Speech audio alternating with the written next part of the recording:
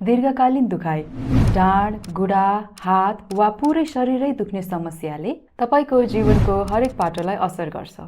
दुखाइ सुरु हुन अघिको समय सम्झिनुस् न, अहिले भन्दा कतिको फरक थियो। नमस्ते, म डाक्टर रचना शाक्य, एनेस्थेजियोलजिस्ट तथा पेन फिजिशियन। शरीरको जुनसुकै दुखाइ जुन 3 महिनाभन्दा बढी रहन्छ त्यसलाई नै दीर्घकालीन दुखाइ अथवा क्रोनिक पेन भनिन्छ।